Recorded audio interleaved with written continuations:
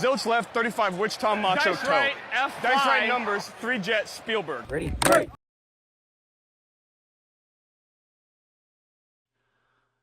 All right, and welcome back to episode 5 of the Pre-Snap Pressure podcast. It is officially, well, almost college football season. We're less than a week away. This Saturday, we'll get the first slate of games with week 0. We got 5, right? 5 games? Probably. Probably. No, I can check. There's only, there are 5. There's only a couple big ones. The main one being Kansas State and Iowa State, which would be playing in Aviva Stadium in Dublin. That's a game I'm excited to watch. But apparently not too many people are exactly happy with that game being played in Ireland. Really?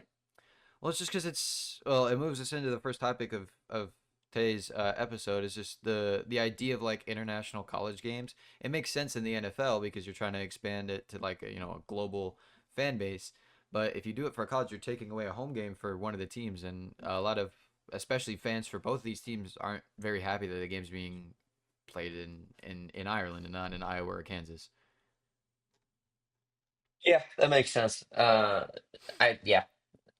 Um, I think it was that SEC Media Day. The commissioner Greg Sankey, he was talking. He was like, some guy asked him about playing games in, Ireland or London or something like that, and he was like, I just don't see that happening for the SEC purely because the home games are so important on a game day in the South. Like there, it's not just like it's a football game. Like it's everything surrounding the football game. It's the pregame tailgates. It's during the football game, and it's the postgame going out afterwards.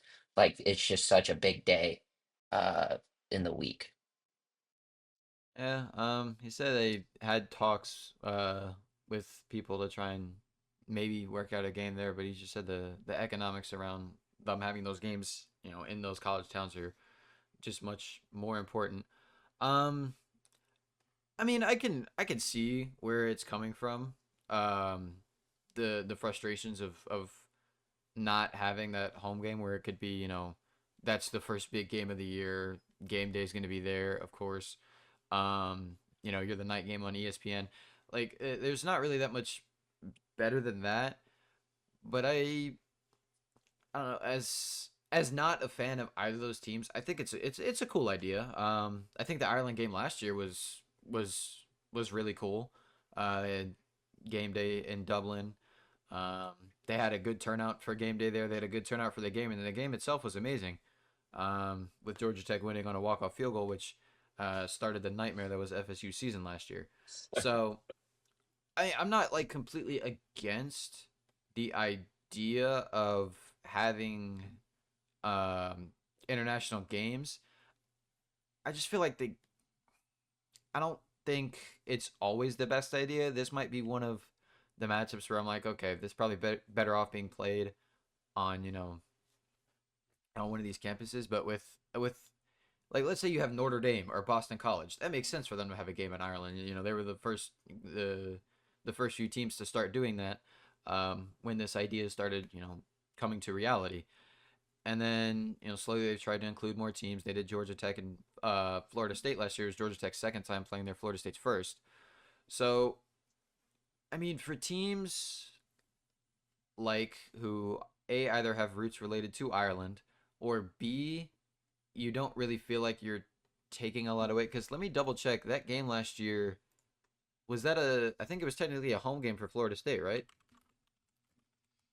Uh yeah, because I think they were considered the home team. Okay. Well, I mean, it was. I feel like those were two teams that like kind of fit well with playing an international game. Um, but at the same time, I still think just the idea of having football at a global scale is a really cool idea. Yeah, I mean, you're not wrong there. I like what the NFL is doing with the taking the games across the globe. Um, but I think, the arguments are valid. It's college football is a lot more about, you know, that town specifically. You know what I'm saying? Like Right. in the NFL, like you could be a fan of pretty much any team and live anywhere. Like it's a lot more often you see in college sports, the fans are a lot more centered around where that college is. Yeah, So you get a lot more spirit down there. You get a lot more, because all the bars, restaurants, um, shopping center, like all those places are very centered around that one school usually. So it makes it a lot harder to go across, into Ireland. And to Commissioner Sankey's point, like the economics of it just don't work out as well as they do like in the NFL. yeah. And like the NFL, we're starting to see college kind of move towards more than just having one international game in one location. Because when the NFL started playing international games, mostly it was in London, but we've seen they had where was the Eagles game last year? It was in Brazil, right? In Sao Paulo. Sao Paulo, yeah. Yeah, they're gonna have another one of those this year, and they've had games in Germany, and now we're starting to see that they've had games in Mexico City. We're gonna start to see that in college. Michigan and Western Michigan are looking to open their season next year in Germany, so it's another step towards, I guess, pushing the game globally. But again, there's people who are not very happy with that either, because that's the first home game of the year, and you're taking that away from a big brand like Michigan. Yeah. Yeah, I got nothing to say on that. All right. Well, moving on, let's talk about the game itself. In Ireland, Kansas State and Iowa State, the only two ranked teams playing this weekend during Week 0, and both teams we were pretty high on in our Big 12 video that we made 2 weeks ago. So, looking ahead to this game, I had Iowa State at 2 and Kansas at 3 in the Big 12. You had Iowa State at 2 and Kansas State at 4. So we obviously think that these are two very good teams in the Big 12. Kansas State opens up the game as the favorite actually with 3.5. So Vegas not really in agreement on us thinking Iowa State is the better team. Um, but this is, with it being a neutral site, this is truly, I mean, it's, you don't have a home atmosphere, so it's truly who is the better team is going to end up winning, which we saw last year in this game as well.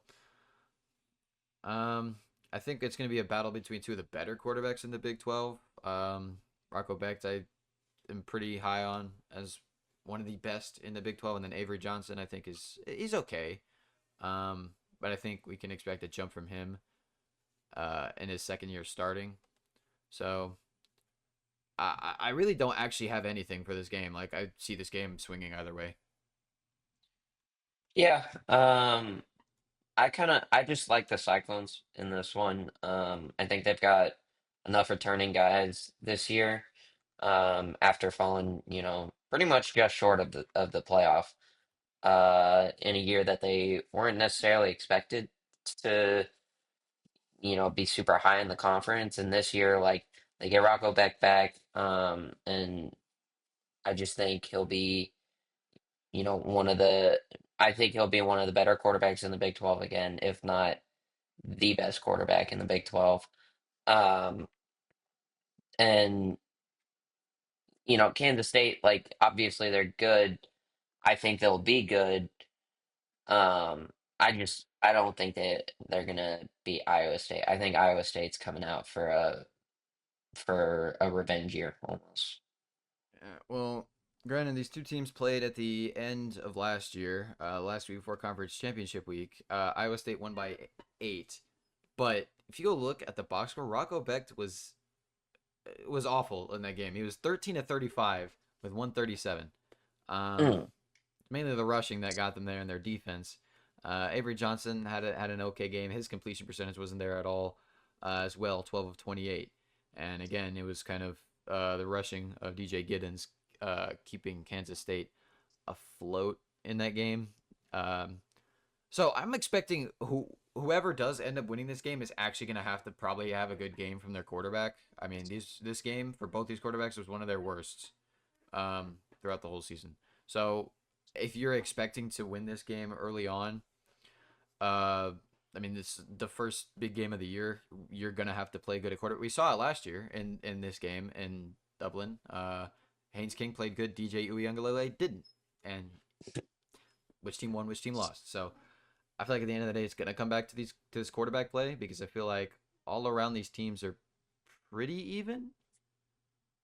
They just need, which quarterback is gonna step up in that moment.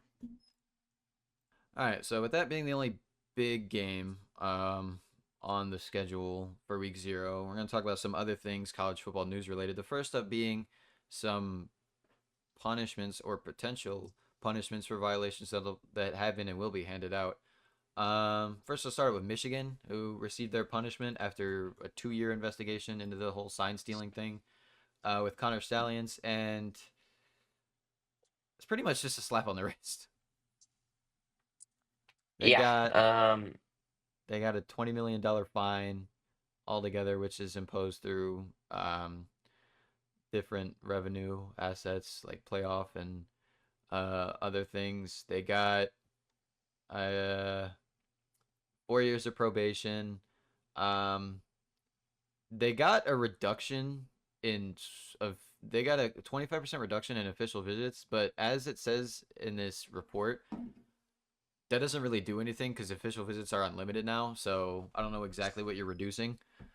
And then 4 people were given show clause orders, which basically means for them to be hired by another team, they have to go through this long process with the NCAA for them to be approved for reasons why they want to hire this person. Jim Harbaugh got 10, Sharon Moore got 2. That's not really going to affect him because he's already a job. Connor Stein's got 8, and then Denard Robinson got 3.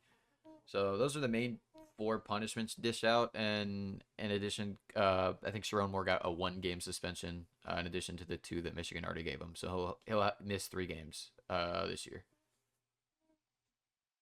Yeah, I mean, he's not even missing like any big games either. He's still coaching the Oklahoma game. He's still coaching, most of his Big Ten games this year. So yeah, it was literally a slap on the wrist. It was for a scandal that got a team a national championship. And I've seen a lot of people very upset about it.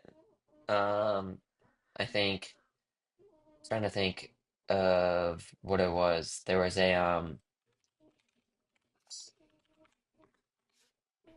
a season where a team literally went undefeated and everything and got it taken away for something really stupid. Well, the main thing I've been seeing thrown around is the fact that I think it was 2012. Ohio State they had 11 wins that year and had all of them vacated because their players exchanged their autographs for some tattoos. Yeah, That got wins vacated and cheating yeah. didn't. Um, so ugh, that's a little. I mean, it's like the Astros. Like this will be viewed like the Astros in baseball. Like, sure, you won the national championship, but like you cheated to get Did you there. really win it? You cheated to get there. So I don't. I don't. I mean, I get why they dealt out the punishment in the way they did because Michigan's a big brand, um, and they didn't want to impose any recruiting sanctions or didn't want vacate any wins. Which, to be fair, a lot of people saw this coming, especially a lot of Michigan insiders and content creators. I believe it was Go Chuck Blue who literally predicted this exact punishment about a year ago. Pat McAfee as well was one of the people who was like, it's not going to be anything serious. But I just know a lot of Ohio State fans were really, really upset because they got a much bigger punishment for something significantly less. Yeah. All right, moving on to the other bit of scandalous, I guess, news we have this week was John Mateer, the new Oklahoma quarterback they got from Washington State through the transfer portal over the offseason, had his Venmo records from, I think, 2 years ago. It was leaked. And 2 of the charges were listed as sports gambling, and one of them literally said USC, UCLA on it, I think it was. So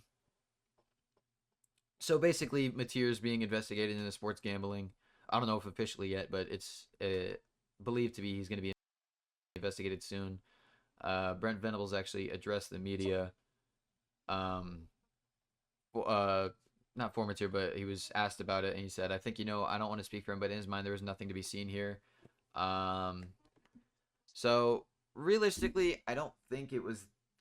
I honestly don't think. I think he's right. I don't think there's anything to be seen here. Like it could have just been like two guys saying, "Hey, I'll bet you $10 that this team wins this game." Yeah. There's nothing wrong with that. Now, the one part I think he could get into real trouble is if they go into an investigation and they find that he was giving somebody money to gamble for him on a site. That could get him in trouble. But I don't really think that's the case here. I think it's just two friends joking around, um, having some lighthearted bets, and I don't think there's not going to be anything wrong or any punishments dealt out from it here. Yeah, I just think that would be stupid. I am probably one of the biggest Oklahoma haters you will meet, and I think this whole thing is stupid because the stuff that gets put on anyone's Venmo By is the way, are Venmo records public information now? it's if it's left as public, then yeah, anyone can go find it, but you can also make it private. Okay, But okay. like there everyone has some crazy stuff on their Venmo. Obviously, like this is very more cut and clear, like this is exactly what it was for. But also like he wasn't betting on his own game. He wasn't it there was only two instances where he was betting, so it's probably That not we know of, to be fair. yeah, that we know of. Um so it probably what isn't that big of a deal. Um I just think this got blown out of proportion. Um because like I know everybody's still like very questionable about sports gambling, but I mean, it's their money. Like, as long as you're not betting on your own game, I don't see a problem with it. Yeah, I mean, I agree with you. If I think the entire situation was dumb, I don't know how it got out in the first place. Because what came out, it was just a screenshot of like his old Venmo history, and there was nothing Yeah. else. So, And then people went over uh, to Arches, and that was, and started checking stuff too. So I think it's just smoke and mirrors. So yeah. I don't, I don't, I don't really think there's gonna be any problems here. All right, next topic of today is potential playoff expansion. Of course, we had the four team introduced in 2014, and after 10 years of that, we've moved to 12. Despite rumors, there haven't actually been talks, um, or there hasn't actually been any progress into expanding to more outside of 12 to 14 or 16. But apparently, some people want more, and this just came out recently. The reports have indicated that the Big Ten has actually started conversation about maybe looking to 24 or 28. What?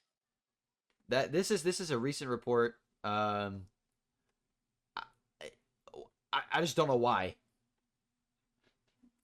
According to this report, it would give the Big Ten and the SEC 7 automatic bids each. ACC and Big 12 will receive 5 each, and 2 auto bids for non-Power 4 teams and 2 at-large teams. I don't like this. Yeah, no, I don't like that at all.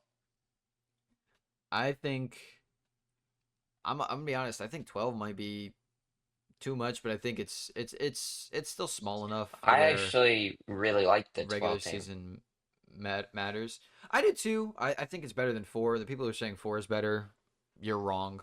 Um, I think 8. I would have liked to seen 8 instead of 12, but I like the 12 system. Oh, Especially because it gave us a lot of things like the on campus yeah, games that's were the really thing fun that I last like the year. most about it. I like the most about that too, which hopefully with the retweaking of the seating this year, we'll I think we'll get some better games this year, in the first round instead of them just being all blowouts. Which even with them being lopsided scores, it was still really fun to watch. Yeah, Um, I just think 28 and 24 is ridiculous. yeah, I just It That's too much football. You're playing too many games It at that point. not even like well, there's that, but also it just I feel like it makes the regular season pointless. Like what are we playing for in the regular season then? If you're a top if you know you're a top tier team, like, a Michigan or Ohio State or a Texas or an Alabama or a Georgia, really what are you playing for? What are you playing those 12 regular season games for? If there's 24 to 28 teams, you know you're getting in with 4 losses. Yeah. Yeah, because That then should there's no point in even like playing guys in the first couple of games. it it it, it diminishes the regular season. It's going to diminish conference champions completely. Which they're already their I guess value is already fading with the 12 team playoff. Um and then you know what else it's going to make this is an effect of making regular season games less impactful. It's going to make all these special, exciting rivalry games that we watch year in, year out in college football, it's going to make them less important because you just don't need to win them to be in the playoffs. Like I said, if you're a big team, you're not going to need to win 10, 11 games a year to get into the playoffs. So why would you go all out for every single game if you know you can drop one, two, or three here and there, and you're still going to make the playoffs? What's the point? Yeah, it's stupid. There's like I don't like the fact that there are people trying to expand it to that many teams. There's just like it doesn't make sense to me. You're playing too much. These guys are looking to have careers in the NFL. Like you're putting them at a way higher injury risk if you're making them play, 15, 16, uh, all the way up to like 18 games now. And like that's the length of an NFL season. That's that's another thing. It's supposed to be a middle ground between high school where you're playing at minimum 10 games, at most 14 if you go to the state championship. Most guys are playing 10, 11 games a year. Right. And then you jump to college and you jump right up to 18. That's not good for these young kids physical conditions. Yeah, and even with that, like they're only playing 12-minute quarters in high school as Yeah, well. that too.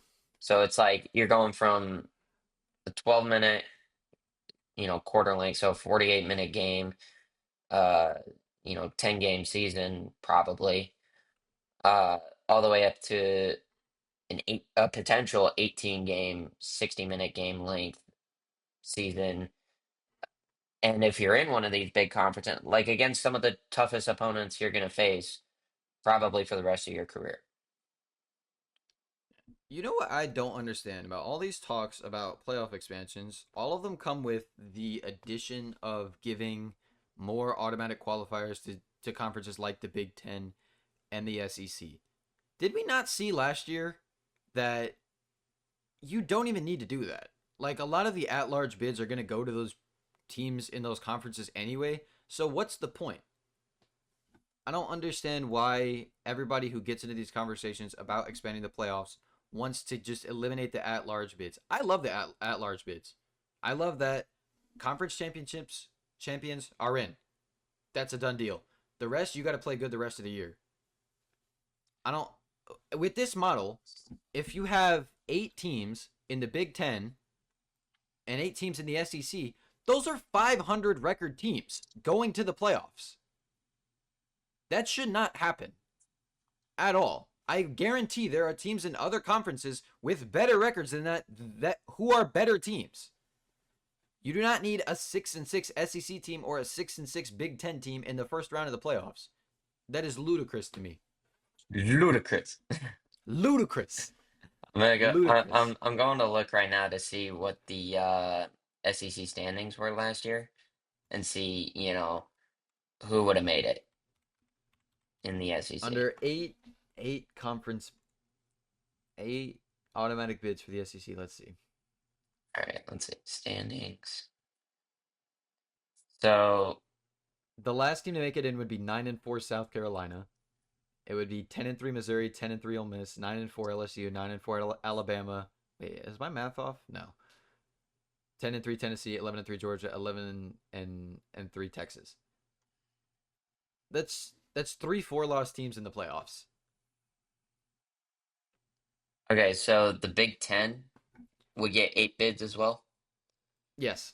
You get 8-5 Minnesota, 8-5 Michigan, 8-5 Iowa, 10-3 Illinois, 14, and then you get Ohio State, Penn State, Indiana, and Oregon. What are we thinking here? You almost got 7-6 USC. If you I genuinely want to know what these people who run these conferences are thinking when there's already questions about strength of schedule not meaning anything. To be honest, I think strength of schedule is actually included fairly well enough in the discussion. We saw last year, before conference championship weekend, Alabama was ranked above Miami, so the committee took notice of their strength of schedule and said you're better than them, even though you have an extra loss. They still missed out in the playoffs, and I still think they should have. And then, funny thing about that, they got in on strength of schedule the year before. So I don't want to hear anything from Bama fans, but there's in no situation, if you're talking about the best teams, should a 4-loss team be in the playoffs? Under no circumstance. All right. Well, moving on to one of the last few topics of today's episode, the Heisman Trophy. So odds have come out for the Heisman Trophy, currently led by Arch Manning of Texas, followed by Cade Klubnik. What was the reaction there? The guy's played 2 games in his college career. He's. I think he'll be great. I think he'll be a good quarterback. There's there's so much hype for very little on-field production. I saw a clip on Twitter. I think Brooks Austin, who was reading a report that somebody said that Manning is going to be like the most dynamic quarterback we've ever seen. He just he how do you know that? How Exactly. what tells you that? Besides his name, you can't say that. That's not an answer. That's not a real answer. Like when he has been on the field, he's actually been pretty good, and I think he will be good. That's why I think he will be. He's been good when he has played. He just hasn't really played that tough, super tough competition. He's come in for a couple of plays against Georgia, and he didn't really do that good when he did come in against Georgia, and then he came in for some red zone plays against A&M, and he, you know, produced in those situations. So it's hard to say whether or not he's going to be that guy. Until he proves he could be that guy against good teams, the only thing that I will think about if somebody tells me Arch is a top quarterback is that screenshot of him and Quinn Ewers on the bench at halftime of that Georgia game. You know what picture I'm talking about? Yeah, that's But realistically, he could go in a week and a half and show he's that guy against Ohio State, and then everything I just said will be null and void. So right. It's look, I also think he's going to be good, but opening up as the Heisman favorite in your first year starting is crazy. it's almost like this isn't the best comparison, but it's almost like the Trevor Lawrence type in the NFL. Like for some reason he's considered one of the best quarterbacks in the league, and the dude has gone out and produced one playoff season. Not one of the Yeah, best quarterbacks in the league, but like a lot of people rate him higher than I personally think he should. And I know his coaching hasn't been great. He hasn't had the best coaches in the world, but at some point it's got to fall on the quarterback. yeah. I feel like they So have their coach down there in Jacksonville now, though. So I don't know. yeah, Maybe see it. I just still. All right. Cade Klubnik follows Arch Manning at plus 900. Garrett Nussmeier also at plus 900. And then it goes to Jeremiah Smith at plus 1200. Then Lenora Sellers with a big drop off to 17. Carson Beck, Drew Allard, Ty Simpson, also a first year starter, follows. above some like DJ Lagway and Sam Levitt. So mainly we're as it usually is, we're seeing quarterbacks. Um, Jeremiah Smith, the only non-quarterback up in this top 10 area. The next closest position player, I believe, I think it is Ryan Williams. Yeah, plus 4,000. So as usual, the Heisman's dominated by the Heisman race is primarily dominated by quarterbacks at the beginning of the year. Um, I don't know. Who do you think has the best chance out of these names Cade coming up Klubnik. with the Cade Klubnik? Yeah, he's up there for sure. He's the Um, one. He's the one quarterback that I've seen, other than probably Nussmeier, to produce actual numbers, to be a proven quarterback that's gone to the playoffs. So I mean, that's like for a prediction. That's the only thing I can base it off of. yeah. One person I don't think can win the Heisman Trophy. Um, I don't know if this is gonna shock you, but I don't think Jeremiah Smith can win the Heisman Trophy this year, unless he goes out and puts some unreal numbers up all Devontae year. And I'm Smith talking level about numbers. that is exactly why I don't think he's gonna win the Heisman. It took Devontae Smith what he had near 2,000 yards Yeah, he's in nuts a here. shortened year. Yeah, Like that's what it took for him to win as a receiver. Travis Hunter won it last year, but also he was playing both sides of he the ball. playing both sides of the ball. Yeah, Devontae Smith had 1,800 yards in the year he won the Heisman. Goat. Now, do I says the Eagles fan. Now, do I believe Jeremiah Smith can get to that? Yeah, absolutely. He might be, in terms of just raw potential, the best receiver prospect there's been in college football since Julio Jones. Do I think he gets to 1,800 yards this year at least? No, I don't. Yeah. I just it's tough for a receiver to win a Heisman, I think, just in general, because well, who's getting him the ball and how good of a season did he have? Like, Yeah, was like that it was. Jeremiah Smith had a really good season, or did everybody on Ohio State just have a really good season? You saw it. I mean, the year Devontae Smith won the Heisman, who was also a finalist. Oh, his quarterback. So Yeah, exactly. so I don't like the discourse surrounding that, people just thinking it's going to be his award to lose, when I don't think a lot of people know how tough it actually is to win the Heisman as a receiver.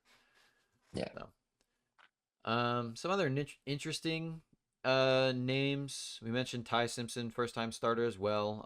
Just actually officially got announced as a starting quarterback for Bama a couple days ago, winning the race over Austin Mack and Keelan Russell. Julian Sayin also up here. He hasn't officially won the job yet, but I mean, I'm pretty sure it's down to him and Keaton Holtz, and I think a lot of it's leaning Sayin's way. So, but to be fair, like we just mentioned, if you have a receiver that's up to winning the Heisman, your quarterback's probably not far behind. Yeah.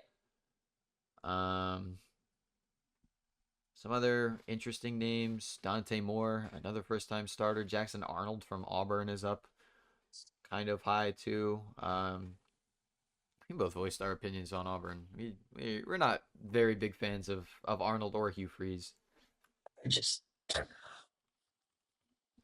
you I hear the reports coming out of camp from Auburn this week? They're not very good. It brings joy because That brings joy to you. I don't like Jackson Arnold. I don't think he's a good quarterback. He almost cooked Mizzou, but I don't think he's a good quarterback. Yeah, we had a Hugh Freeze tell a reporter that he said his exact words: "God Almighty, man, it ain't that dang hard." That was said. No, sorry, that was said to Jackson Arnold after he made a mistake. So So clearly, it was I don't know. something that he's been continuing to make a mistake on. And these reports about Jackson Arnold going back all the way to like spring. There were reports of Hugh Freeze having to try and make practice as easy as possible for Arnold to have success. If you're doing that in spring practice, oh man. Look, all I'm saying is I said Baylor had a chance to to beat Auburn week 1, I still firmly am holding my ground on that. I think they will. You think Baylor wins that game? Yep. All right. Um, yeah, and most of this list is rounded out by quarterbacks, which you can expect. So, Naturally. um, naturally, yeah. All right. Final topic of today: playoff predictions, national championship predictions. Just how do you see this season shaping up to be? The way I see this season shaping up, I think a lot of the teams right now that are in the top 25, I think will finish there. I think we see Texas, Penn State, Ohio State, Clemson, Georgia, um, Notre Dame, Oregon. Um, I think we'd probably see Miami in the playoff this year. I feel like, just with Carson Beck bringing his experience in. Um, Disagree. I don't know. I think